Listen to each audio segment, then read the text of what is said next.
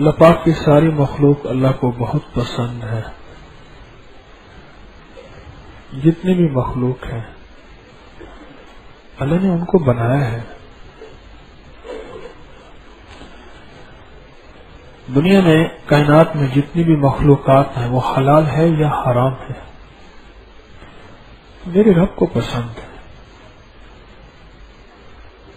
یہاں تک کہ میرا رب ان کی تذلیل اور توہین تک برداشت نہیں کرتا. سانپ ہے اس کو دیکھتے ہی مارنے کا حکم ہے لیکن میرا رب اس کو بھی کہتا ہے کہ سسکا سسکا کے نہ مارنا.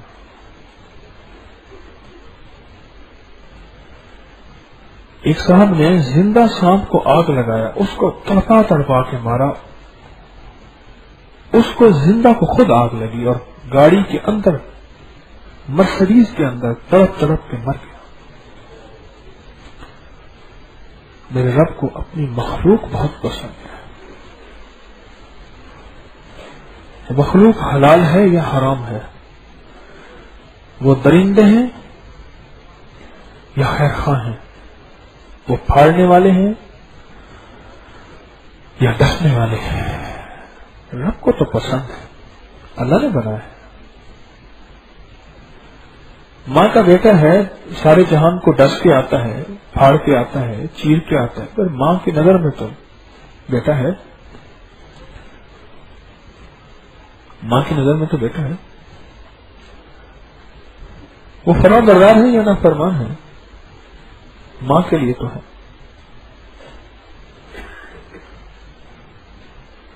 میرے رب کو ساری مخلوق پسند ہے اور جو مخلوق کی خیر خواہی چاہے رب کو وہ زیادہ پسند ہے, وہ رب کو زیادہ پسند ہے. جس کا جذبہ یہی ہو کہ مولا تیرے بندوں کی خیر ہو. بعض فائل ایک صدا دیتے تھے, مجھے بڑی اچھی لگتی تھی, آج کل تو سننے کو نہیں ملتی. سب کا خیر سب کا بھلا, ہر دی خیر ہر دا بھلا, یہ مجھے بڑی اچھی لگتی تھی یہ صدا. اس میں امت کے لیے خیر خواہی کا جذبہ ہے, مخلوق کے لیے رواداری اور مٹنے کا جذبہ ہے.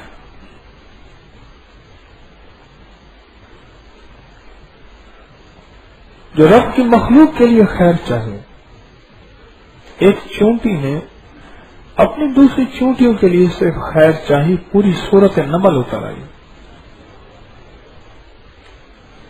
کہ بچ کے رہو, سلیمان علیہ السلام کا لشکر آ رہا ہے, کچل دے گا. حضرت سلیمان قرآن کے الفاظ ہیں, مسکرا دیے, ہنس پڑے. میں چوٹی سے پوچھا کہ تو نے اپنے لشکر کو, نبی ہیں, نبی سے بڑھ کے قوموں کے لیے, مخلوق کے لیے, انسانیت یا حیوانیت کے لیے, نبی سے بڑھ کے کون خیر خواہ ہو سکتا ہے بڑھ کے؟ سلیمان علیہ السلام تو بہت اول العزم پیغمبر ہے, اس نے ایک خیر خواہی چاہیے, ایک خیر چاہیے. اللہ نے قیامت تک کے لیے اس قصے کو امت کے لیے, آنے والی قوموں کے لیے, آنے والی انسانیت کے لیے نمونہ بنا دیا.